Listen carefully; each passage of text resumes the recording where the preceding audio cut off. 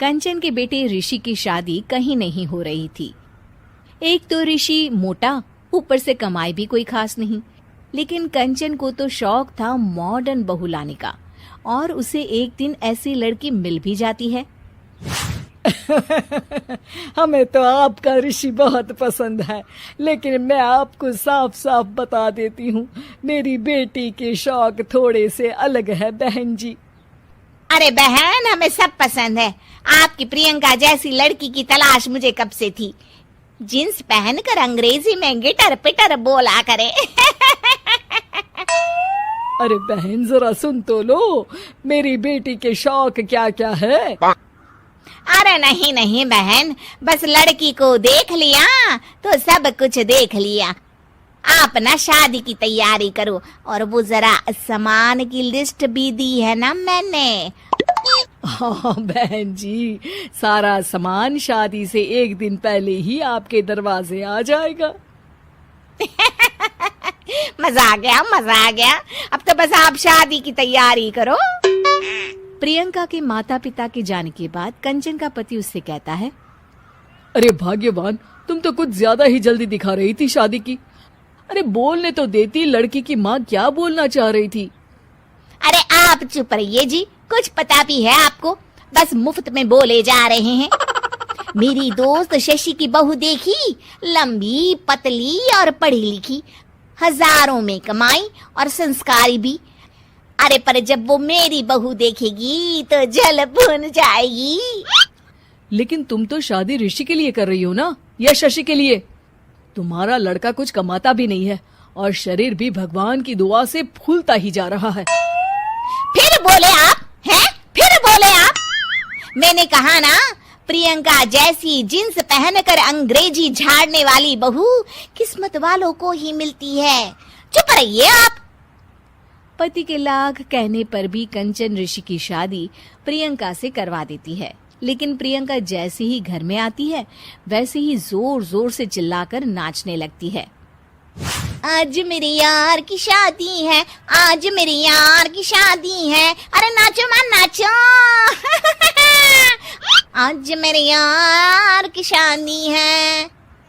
कंचन, उसका पति और ऋषि ये देखकर हैरान रह जाते हैं। लग रहा है बहू को शादी की बड़ी खुशी है। हाँ हाँ, बहू क्यों नहीं, हम भी नाचेंगे। अरे नाचो नाचो जी, मुंह क्या देख रहे हो, चलो चलो नाचो, बहू कह रही है। कंचन ये कहकर प्रियंका के साथ नाचने लगती है। ऋषि और उसके पिता वहां से चले जाते हैं। अगले दिन कंचन अपनी सहेलियों को प्रियंका से मिलवाने के लिए घर बुलाती है, जहाँ शशि भी आती है। अरे शशि, कैसी हो? मैं ना तुम्हें प्रियंका से मिलवाती हूँ। अरे सच में बहुत ही एडवांस सोच की लड़की है।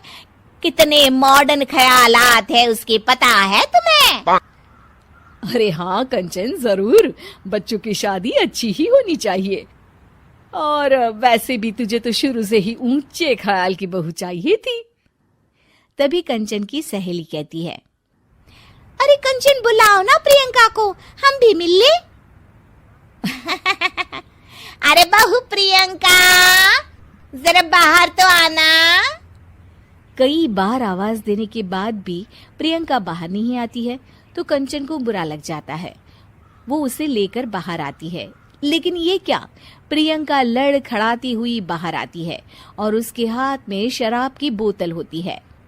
हालांकि शराब पीना स्वास्थ्य के लिए हानिकारक होता है और ये हमारी किडनी के लिए बहुत ही खतरनाक है, लेकिन कंचन की बहू प्रियंका पूरे नशे में होती है। अरे इतने सारे लोग। ये कहकर वो शशि के पास जाती है।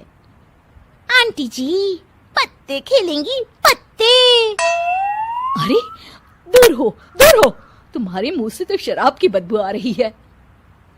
अरे कंचन, माना तुम्हें मॉडर्न बहू चाहिए, लेकिन आधुनिकता का मतलब ये तो नहीं ना।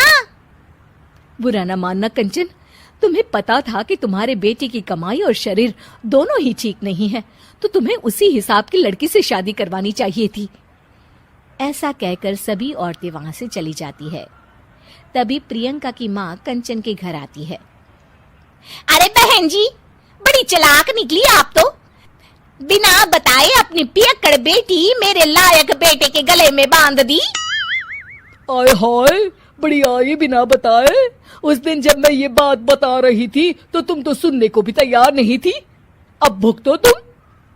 ये कहकर वो वहां से वापस चली जाती है। सबके जाने के बाद कंचन अपना सर पकड़ लेती है। हाय रे, आधुनिकता की अंधी दौड़ में मैं अपनी संस्कृति ही भूल बैठी थी।